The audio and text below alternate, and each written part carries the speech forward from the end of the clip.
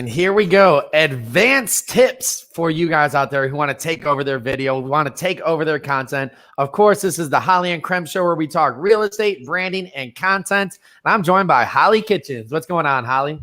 What's up? Not too much. How are you today? I am doing fantastic. It's great weather where I'm at. I'm really excited for this because, you know, when we did part one, I just started taking notes. I'm like, all right, part two, we're really excited to go to this advanced tips. And I know you have some great things working on podcasts, working on all the branding that you have. So, Hollie, I'm going to toss it over to you. I got it right the first time. To you first. It's always tough. I always want to go this way. Yeah, I'm going to toss it over to Hollie. What would be one of your advanced tips for people who want to start taking over their video and taking over their podcast? Yeah, absolutely. So, you know, we broke it down last week on the most important, and let me close out of my thing real quick so I can get more. Sorry about that, y'all. But yeah, so we talked about last week, so like the elements of a good video is going to be, you want to have obviously proper lighting. You want to look good. You want to feel like you're seen, right? So you want to hear good. So that's going to be lighting. You're going to have a good camera. And then audio. So you want to have a good microphone. So we talk about that, kind of some tips on setting it up. And for me, you know, some of the things that have really amplified, you guys can, as you start creating content, you go from, okay, I'm going to start doing it, you know, at my office. As you get more comfortable, you do more lives, you go and travel and you start doing it more. So I would say one thing that I use, and I have my little stack over here, a couple of things. Yeah. So like when I'm out, like if I'm traveling or something, and even doing something like a live show like this, or even doing just a Zoom for a meeting, you always want to look your best presentation online or on video. So if I am traveling to say St. Thomas, I'm not going to pack my ring light with me just because it just doesn't make sense, right? Like that doesn't make sense. So I'll kick off the first one with invest in a Loom Cube, and this is it right here. So we'll make sure to go back and add the link to this one so you guys know which one exactly it is. Right. Literally, it's like the best thing ever. So it's like a little suction cup, little light, and you turn it on. Oh, nice. And you guys, this thing is bright. It is. So you can do like different, like yellow, or you can do more white. It's literally just goes on the back of your computer. It suction cups down. It's sticky, and you just place it, and that's it. Ooh. So I would highly recommend, if you guys are starting to branch out and do more consistent, you know, lives and more consistent content creation on the go, I would highly invest in that because it's just such a game changer when it comes to, you guys can see how bright it is. I'll turn it off real quick. Yeah.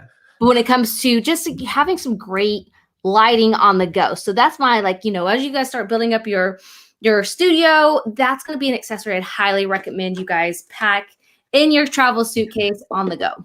And like you said, especially on the go, you never know what kind of lighting you're dealing with when you're on the go. It's always a crapshoot with that. But with this light, it'll make sure that at least your face and everything that's present will be able to be lit up.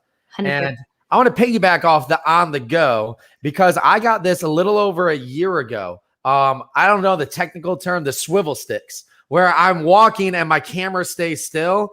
They're amazing. So what it does is you put your phone into the swivel stick. I believe that's the one that I have. I wasn't prepared like Hollie. It's over in the room, but we'll make sure that we drop it in the comments after this. But the swivel stick allows you to walk and talk on your video without the shaky hand, right? Yeah. Because no matter what, when you're walking, you're talking, you get the bounce, and that could tend, if people see that bounce, and they could start to give someone a headache, and they'll tune out of your video. But with the swivel stick, it stays very still. So when you're walking, you're going through this, it makes your video quality really high, and it allows you to do walking and talking. And on top of that too, I was just on a call last night, and they were saying, if the reason people, you know, we watch these videos, these guys get out of the car, they drive somewhere else, and then they get out of the car again. Yeah. What happens is you just went to two separate places with them. So now your trust builds because it feels like you've known them longer now that they're in two different places. So when you're walking, you're shooting a video, just like the one I shot yesterday. I was walking down the sidewalk and I stopped. I shot a video by the fountain. Then I walked a little bit further, and then I shot the next part of the video by the lake. So we're in different places. But inside the swivel stick, it was a nice steady camera. I love it. That's awesome. And, you know, one thing that's been a game changer for me, like interviewing musicians on site, and hopefully that will resume pretty quickly with things and events coming back together. But you know, it's so funny. When I first started out, I was so worried about the aesthetic, like looking professional, right? Is like sounding professional. And our very first interview, I just hopped on Amazon and I just typed in like iPhone lapel mic, and I literally bought like the first one. Yeah, the very first interview. Yeah. Literally like a $7.99. And you guys, I'm all about being frugal sometimes. Right. And I've learned though through the years, like there's times to be frugal and there's times not to be frugal. And when it comes to audio equipment, it's absolutely one of them. But I bought this like $7.99 lapel mic. It was terrible. The audio was like 10 times worse than actual audio. So, you know, if you guys are doing some interviews or even just to amplify your audio, say you are outside or it's somewhere where it's kind of noisy and you want to like have that professional setup, I switched over to a Zoom. So it's XOOM. It's an audio only recorder. Okay. And again, I'll make sure I'll plug that one. It's more expensive. You're probably looking for a couple $100 investment versus, you know, $7.99 on Amazon. However, you guys, like it's incredible for the audio quality, as well as, I mean, like people just look at me. I noticed like the way I got looked out, like busting out that cheap lapel mic, versus like now when I carry this one in, they're like, oh wow, that's a fancy setup. Like, so invest if you guys are doing podcasts specifically like on audio only, or you're releasing them on audio platforms, you have to have your audio dialed in. So that's my second, I guess the third recommendation that we have for you guys is to invest in a good audio recorder, you know, that's just an actual for audio only. And with the audio note too, that takes me to my next one. So I did a podcast on the beach. And in theory, in my mind, I'm like, that's a great idea. The beach is a great place. But, you know, some things that happen that like in your mind actually happened at the beach. So at the beach, it was really windy. And all of a sudden, my microphones was picking up the wind. We were about to not be able to shoot it. But then I remembered I had my handy dandy audio box over here. And I did get the upgraded audio box that allows me to change. I can't tell you the settings I was changing because I was just messing with it. But since I had the right audio box for my microphones, I was able to tune out the wind so that it was only picking up our voices. So like you said, especially when it comes to audio, I mean, the video, making sure the audio quality is really important. And on top of that too, if we're talking about repurposing to podcasts, audio is the most essential thing. So for me, the microphone is great, but also making sure that you do invest in a great audio box that you're able to tamper with the sound a bit and make sure you have the right sound is so crucial. And for me, if I didn't have the right audio box, I would have went to the beach and I would have been very disappointed because I wouldn't have been able to shoot the video. Yeah, 100%. So on that note too as well. So like to me, it's interesting because I'll use all these different gadgets for different things. So like if I'm doing like a sit down interview, I will use my heavier, nice audio recorder. But as we all know too, what was it like last year? StreamYard went mobile, so now you can go mobile and log on and shoot straight from your phone and utilize your overlays and everything that you have already preloaded to the platform. So I was doing a recording for our event that we're actually speaking at next week, which is already here with HSRA. So Jana had asked me to shoot a quick video of like, hey, this is who I am, this is what I'm talking about type thing. And we were in St. Thomas. The wind, like you said, the wind was blowing, same situation. But luckily, traveling packed as on the go. So this is another little setup that I'll make sure to put in the comments too, but it is it's like an iPhone little like mini kit, if you will. So it's the Loom Cube, but it's like a mini one. It's a panel mini. It also comes with, and this is actually just got out of a suitcase, so it's all kind of crazy right now, but it came with, it's like its own little studio for a phone. Came with the Rode mic, and I'm telling you, this is like a game changer because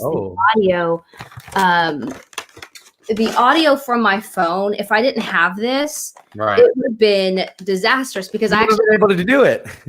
No, not at all. And that's funny. Is like I actually tried to do it before because I was like, I'll just shoot this real quick, and it was like Like, Yeah. it was like right there. Yeah. So, there's this kit that I'll put together. I'll put it in the links for sure, but it's on Amazon and it's by Loom Cube. So you take your phone, and I actually don't have my little connector guy from iPhone, but you'll literally just take it and bear with me, you guys. I'm trying to put this together. So you put it like so, and then you have your little Loom Cube. And this is literally, it covers everything. It covers the stability. It covers the lighting. Right. It covers the audio. And it's just super convenient. It's mobile friendly, which is a big part because I know real estate agents are always on the go and we want to shoot videos in all these places. I love this studio that you have because it's mobile friendly. And that's key too, because we're everywhere.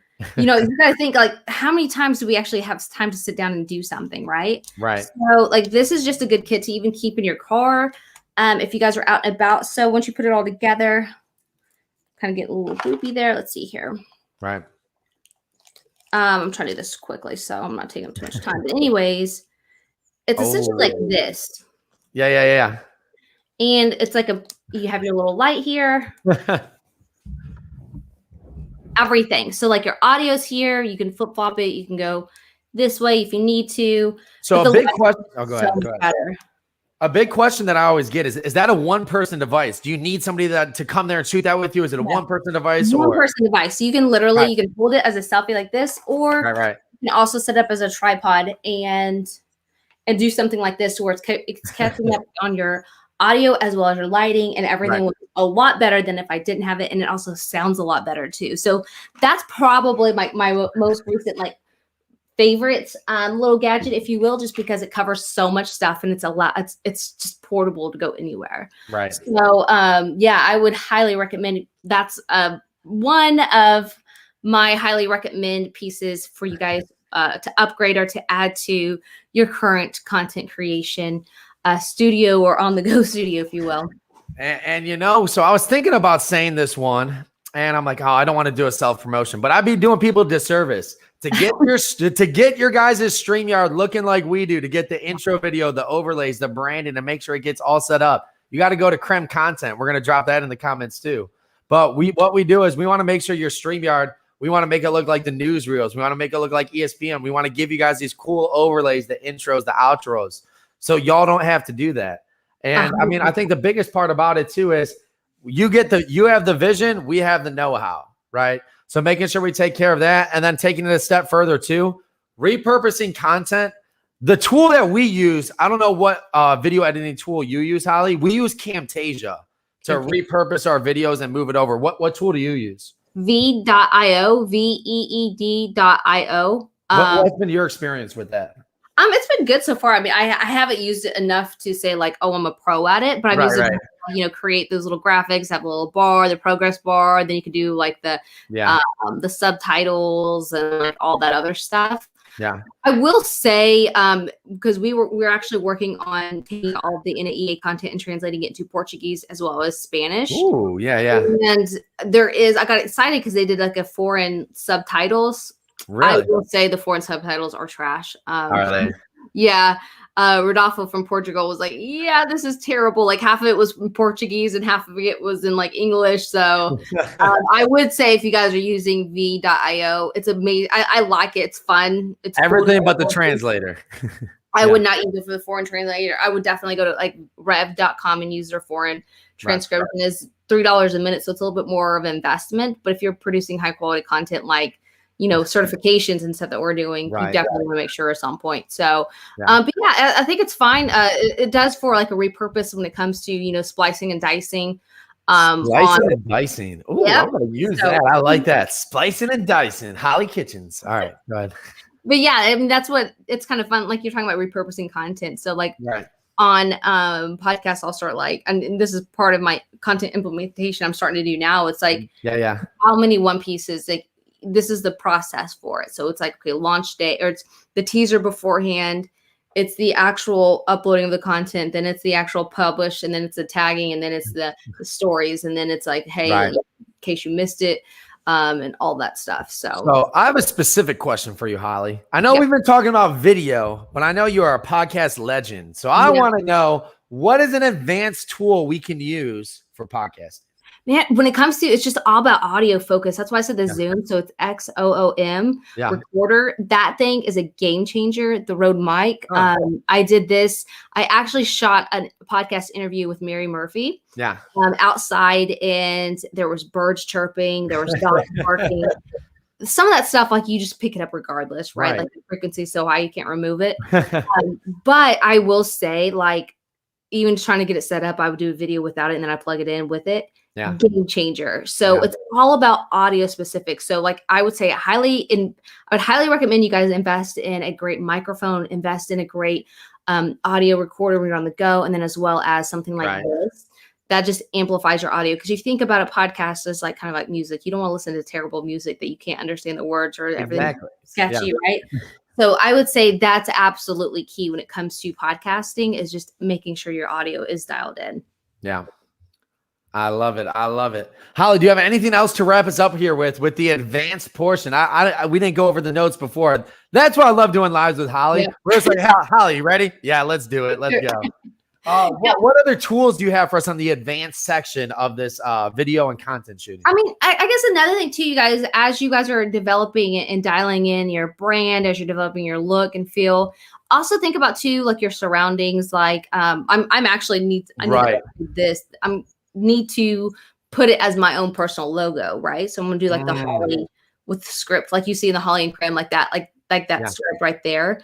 So being very intentional and making sure that everything is very purposeful. I mean, you guys see my like little rock and roll hand back here.